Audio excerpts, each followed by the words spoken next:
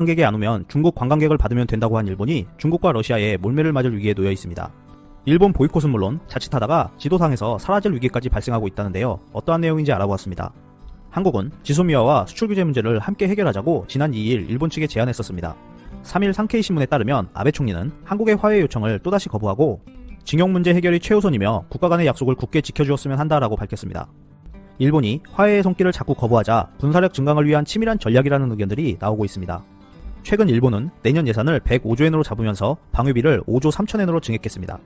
이는 일본의 사상 최대 금액으로 일본 내에서도 이해하기 어려운 정책이라며 일본이 동아시아의 교두보가 되어 미국 안보를 보완해주려는 것 아니냐는 말이 나오고 있습니다. 이러한 상황에 한국의 대응 조치였던 지소미아 종료가 강대국들의 총알바지 전쟁터가 될 뻔한 상황에서 결정 내린 신의 한 수이다라는 이야기가 나오고 있습니다. 지난달 30일 더 디플로매트 외교 전문 매체에 따르면 미국이 태평양에서 미사일 기지를 일본의 류큐섬과 남태평양 팔라우 제도에 배치할 가능성이 높다고 보도했습니다. 일본은 최근 한일 간의 갈등으로 인해 한국인 관광객이 줄어들자 중국인 관광객을 받으면 된다며 비아냥거렸습니다만 미국이 미사일 배치 지역으로 일본이 유력하다는 발언을 하면서 중국인 관광객 유치는 불가능해 보일 것으로 전망되고 있습니다. 최근 중국과 러시아는 아시아 지역에 미국의 미사일을 배치하는 국가는 사드 때와는 차원이 다른 보복을 겪게 될 것이라 경고했는데요. 중국, 러시아, 북한 등의 미사일 탄착 지점이 한국이 아닌 일본으로 바뀌는 상황이 그려지고 있습니다. 3일 더 저펜타임즈에 따르면 러시아도 쿠릴 북부 지역에서 미사일 방어를 강화할 계획이라고 보도했습니다. 러시아 정부 관계자는 이미 배치가 끝났고 본격적인 운영을 준비 중이다라고 했습니다. 러시아 군사 전문가는 일전에 일본을 20분 만에 초토화시킬 수 있다고 경고한 적도 있었는데요.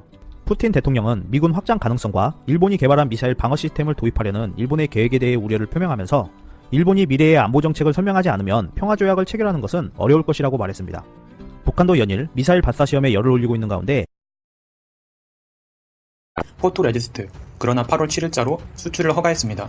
산업통상자원부와 일본 산케이 신문에 나타난 바에 따르면 일본 경제산업성이 한국 기업에 대한 계약 한 건을 허가했다고 하고 해당 기업은 삼성전자라고 합니다.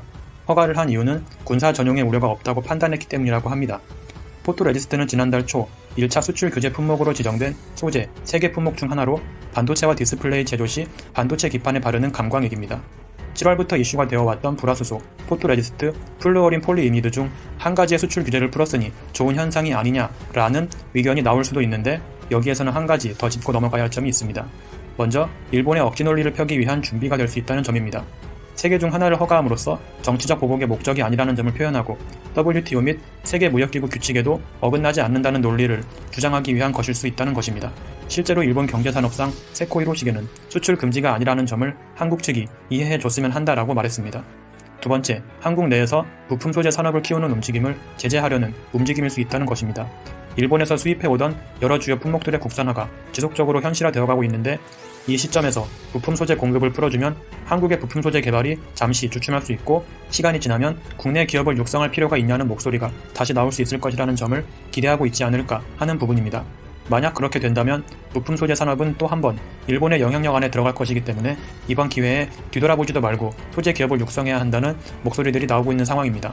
그리고 아마 일본 측 또한 그런 의도를 지니고 있을 것이라는 점은 과거 역사를 통해서도 충분히 알 수 있습니다. 대한민국의 산업은 더 이상 일본의 영향력을 받지 않는다는 점을 확실하게 일깨워줘야 하고 그래야만 기술 선진국으로 더 나아갈 수 있습니다. 이와 관련하여 문재인 대통령 또한 입장을 확고하게 하고 있는 상황입니다. 문재인 대통령의 국민경제자문회의 마무리 발언 중 다음과 같은 발언이 있습니다. 일본이 세계 품목을 개별화가 품목으로 바꿨을 때부터 우리 정부는 최악의 상황을 상정하고 단기 대책부터 장기 대책까지 준비하고 발표해왔다. 물론 일본이 수출 규제를 하지 않을 수도 있고 그러다 보면 실제 피해가 없을 수도 있다. 그럼에도 불구하고 변하지 않는 것은 불확실성이 여전히 남아있다는 점. 따라서 이런 불확실성이 우리 경제에 미치는 위협에 대해 어떤 대응책이 필요한지 관심을 기울여 달라. 일본 정부는 지난달 7월 4일 불화수소, 포토레지스트, 플루어린 폴리이미드 3개 소재에 대해 수출 규제 심사를 강화했습니다. 이번 지금 철저히 해야 된다고 생각해요. One, two, fight! Ray TV, Ray TV, Ray TV, yeah. Ray TV, Ray TV, Ray TV, yeah. It's all about. 여러분 미국 레이TV 구독 많이 해주세요. 레이티비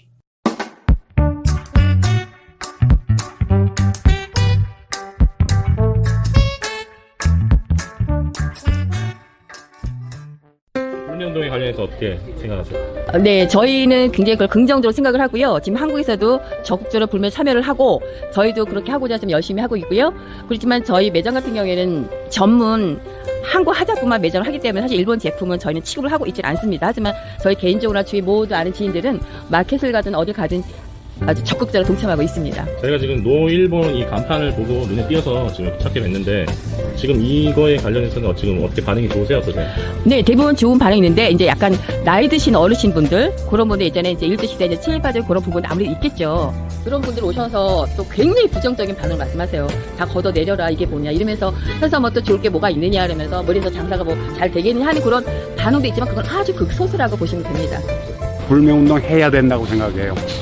지금 철저히 해야 된다고 생각해요. 지금 동참하고 계신가요? 난 스시를 굉장히 좋아하는데 그 일이 있고 나서부터 스시도 끊은 사람이야 내가. 대단하시다.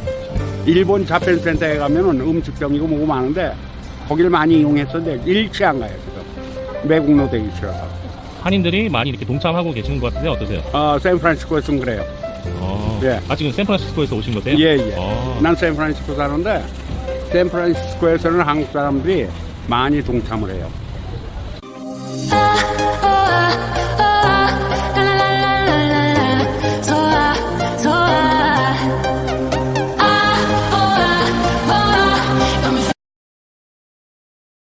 게 하나 있었어요. 택시기사님들이 다니는 식당은 맛집이라는 말이 있죠. 왜냐면 많은 지역을 돌아다니면서 여기저기 먹어보다가 가장 맛있는 곳을 찾아간다는 말인데요. 물론 택시기사님들끼리 또 네트워크가 있기 때문에 그런 정보도 공유가 된다고 합니다. 택시에 타서 지금부터 그곳이 어딘지 저와 함께 가보죠.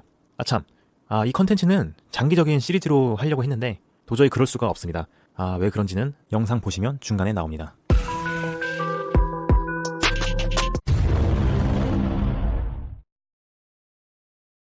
북문이 지금 창녕문이라나 지금 북문 수원? 예, 옛날 북문 옆에 현대가스 옆에 가면은 그 기사식당이 거긴 99%가 거의 기사들만 먹어. 거기 벌어요?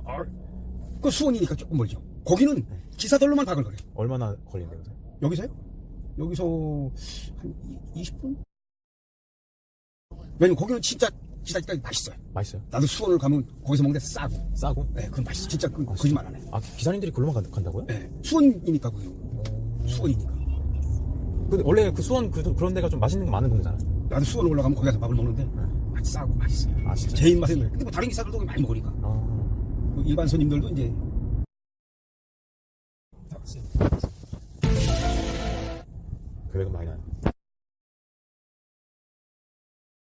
네, 도착한 곳은 바로 이곳 경주 기사식당이라는 곳입니다. 제가 알아본 바로는 어떤 방송에도 출연한 적이 없었어요.